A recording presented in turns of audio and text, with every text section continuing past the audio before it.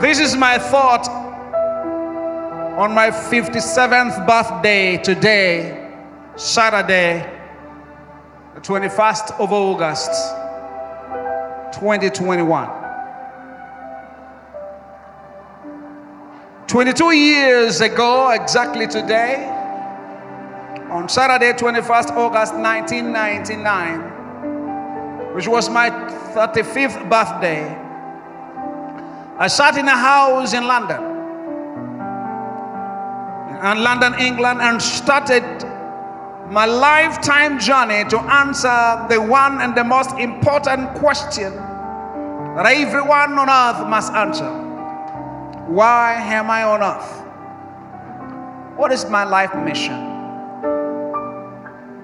Because I knew that the answer to those questions would define the purpose of my life on earth. But I asked myself differently. I said, what would I attempt to do if I knew I would not fail? That day, I began jotting down everything that I would want to be, to own, and to become. From that day until I go to glory. I refused 22 years ago to become a prisoner of sorrows and lamentations.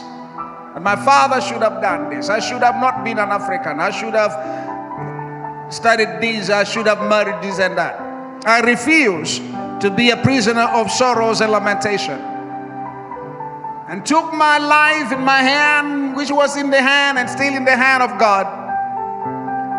And it took me 16 years to write my lifetime goals from 1999 to 2015. And again, it took me 3 more years to publish the first edition of my lifetime goals in 2018, which was also 21st of August. So a total of 19 years to come with a complete copy of my lifetime goals. I published the first edition on 21st of August 2018, my 54th birthday, with 133 companies, and published this second edition that I hold in my hand today. I publish it today, Saturday, 21st of August 2021, with 312 companies under Kingdom City Group. So this is a 22 years of complex grinding work of wisdom and excellence. And today, my 57th birthday, I discovered the second purpose worth dying for. The first purpose worth dying for is dying for Christ. The second purpose worth dying for is dying for this transgenerational thinking mission. My lifetime goals. Because I believe whatever the mind of man can conceive and believe, it can achieve. I decided to make tomorrow so big that yesterday dies. I submitted to the voice of the prophet when he said, write the vision. Make it plain, so that let him run who reads it. For a big vision is for a specific time, although it tarries, it shall come to pass.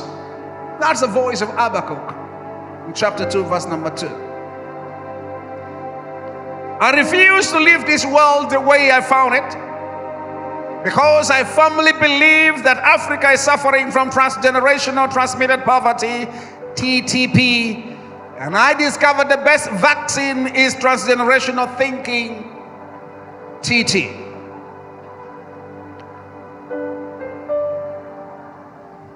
So we must refuse to develop ourselves and think we cannot achieve much.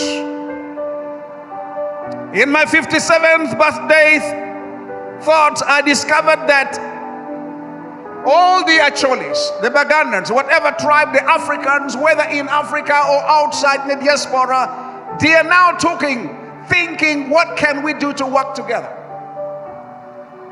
Because the world is made a much better place. Success becomes an easier work if we embrace the word Ubuntu.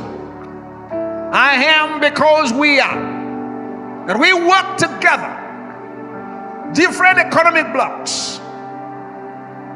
You know, in 1974, our then President Idi Amin Dada flew a cargo plane with some foodstuffs to feed some starving Arabs in the desert in the Middle East.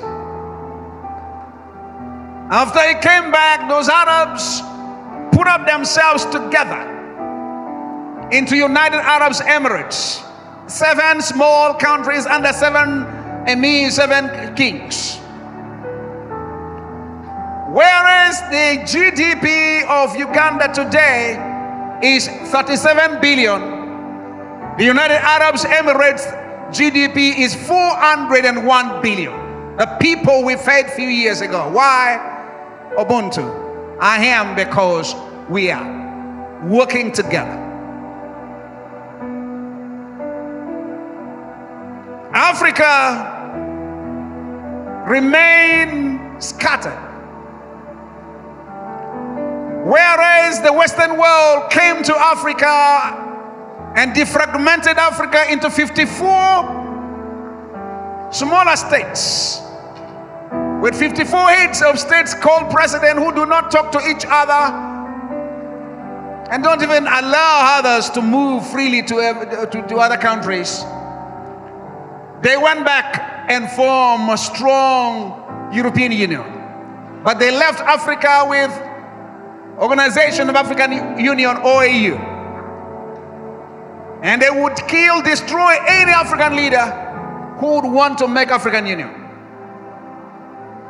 America fought the greatest civil war in order to remain one nation. 50 countries under one government, one currency, one culture.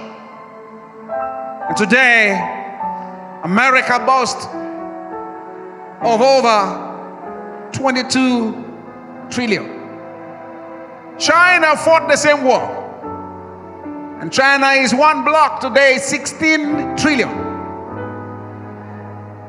But the whole of Africa remains with small fragmented GDP that is so small.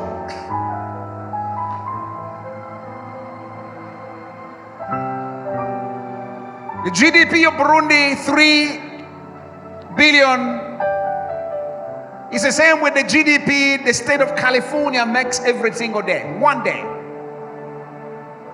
I come today and say that we must work together. And so I bring to the table my contribution in 10 solid rock areas. Number 1, Kingdom City Group. That has an investment capital of 45 billion US dollars. This is a work of 22 years that I put together. 312 companies with a city in Agago district, northern Uganda. The second thing I put on the table is how to end extreme poverty in Uganda with a book that I've just done. This month was my most productive month since I was born, because in 1 month I was able to publish 3 great books. Ending extreme poverty in Uganda, focus on the Acholi sub-region, and the master plan, my lifetime goals, which has taken me 22 years, and 312 companies with a city, with STEM university, with youth employment solutions, with a number of projects that would be able to do much better. I'm aware that GDP of Uganda is 37, but I come with a capital investment of 45 billion. I believe that it is time we can carry out Operation Outbati, which is operation in few years and beginning from my village, to eradicate, eliminate, and remove the grass thatch houses, only to leave them in few places for cultural values and tourism, if need be. If we handle big 5 issues in Uganda, which is land, youth unemployment, increasing household income, improving values and markets for local products, and National Development Dialogue, NDD, instead of national dialogue. I am not for national dialogue, because national dialogue will unearth rotten, stingy bonds that will make us fight each other and point at each other and begin to say, what did Obote do wrong? What did Amin do wrong? What did Museveni do wrong? But I prefer that we put Uganda into 20 blocks and we do national development dialogue, where each group of people are able to discuss what is best for them economically, and we focus on the future rather than in the past. I today believe that if we assure ourselves to work this way, we will do better. So in the next few weeks, I'll be assembling a small team to see if these fortunate, blessed people will be able to build with me one of the things I'm bringing into the table, which is called Kingdom Economic System. To bring a strong economic system that is able to steer the future of our children and children's children, our world, our nations. It's a transgenerational thinking. We thank God for governments, but I believe it will not be a mockery and an insult for anybody who thinks are right to believe that waiting for government to bring us development is exactly the same with waiting for Christ to come. He will come, but you may wait a little, and it may come when you are 200 years in heaven. But I believe that certain things like eradicating extreme poverty is achievable in our days. I believe this can be done now. And so I bring the solid rock contributions. This will help. Part of it is the Kingdom City Group. Part of it is a city, Kingdom City, which is the $45 billion worth. And STEM University, Science, Technology, Engineering, Mathematics, which is $37 million. A Kingdom University, which is $20 million. And the Youth Employment Solutions of 10 companies under youth, that is worth $60 million US, and can be able to skill and employ a minimum of 2 to 5 million youth every single year. We are living in the best of time. God has opened the heavens, revelations are coming. Economically, things are tough. But when we put our lives in the hands of God, things become easy. I have put together 10 rules for success, which is part of my contribution. And when those things are followed, it will be achieved. I realize finally in my 57th birthday as I end, that goal setting is more or less like pregnancy. And so I talk about my baby and me. The only thing I need to do and you need to do is to commit yourself to go all the way through. The process of childbirth and goal achievement consists of three distinct stages: conception, gestation, and delivery. And that's exactly what happens to everyone who wants to achieve something on the earth. Number one, you must have a conception. Anything and everything you want to be, to have, to do, to become is a tiny seed that gets conceived inside your mind. Number two, you will have gestation period. Your mind goes to work visualizing the outcome plan, gets developed, your goal, your baby is maturing and taking shape. And finally, the delivery period. The labor pain is enforced in the form of ASHO, hard work, discipline, focus, gritty perseverance, which results in your goal being achieved, your baby being born. The critical thing here is that when it comes to childbirth, the day your baby is born is called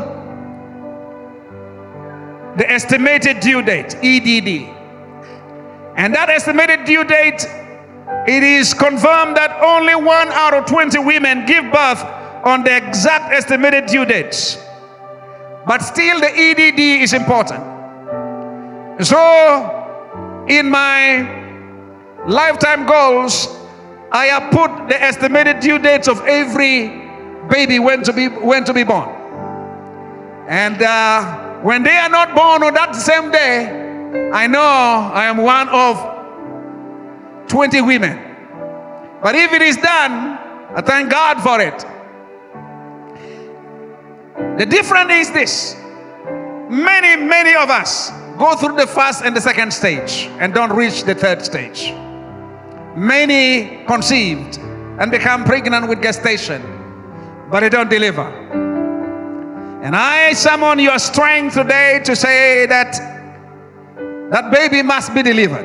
Whether it is delivered on the estimated due date, EDD, or 20 days later, but let the baby be delivered.